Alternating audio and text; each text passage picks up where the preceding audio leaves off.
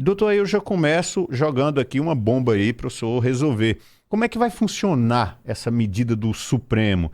A grosso modo, é contar mesmo em dobro a pena do detento para desafogar o presídio e liberar? Como é que vai funcionar essa medida do Supremo Tribunal Federal? Explique para a gente. Olha, a primeira questão que a gente tem que dar um cenário para o ouvinte é que essa medida é resultado de uma decisão da Corte Interamericana de Direitos Humanos. Então, é decisão de uma instituição, de um órgão internacional, ao qual o Brasil faz parte, subscreveu acordos e se compromete no cumprimento. Perfeito. Então, a Corte Interamericana, periodicamente, faz visita nas unidades prisionais. E, na verdade, há anos, eles vêm reclamando das péssimas condições das unidades prisionais que integram o complexo prisional do Curado, que é o antigo Aníbal Bruno.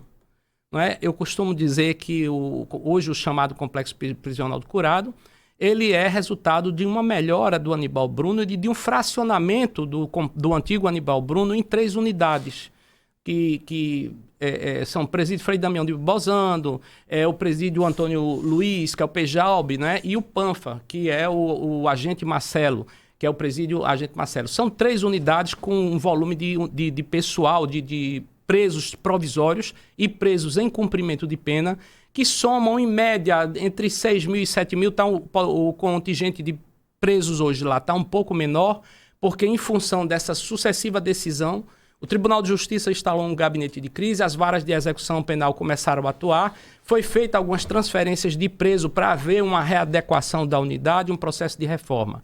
Então, a situação sempre foi muito delicada, muito precária nas unidades prisionais. Denúncia de mini favelinhas que eram construídas dentro da unidade prisional, adaptações que não são compatíveis com o cumprimento de pena, enfim, um excesso populacional, não é? Muito preso por unidade, por cela, há condições difíceis, degradantes e situações insalubres. Então, a Corte Interamericana determinou, numa decisão em 2018, se eu não estou equivocado, que, em razão de todas essas agressões aos direitos dos presos, não é? E as submissões a condições de insalubres, desumanas que eles estavam submetidos naquela unidade prisional, que cada dia de pena que tivesse sido cumprido no complexo prisional do Curado fosse contado em dobro como uma forma de compensação.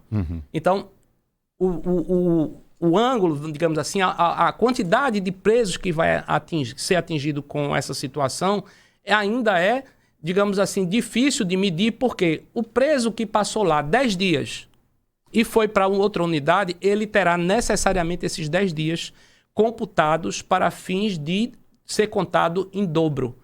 O preso que está lá há 10 anos, cumprindo pena, vamos lá, um caso, homicídio, que homicídio terá um tratamento diferenciado porque é um crime violento.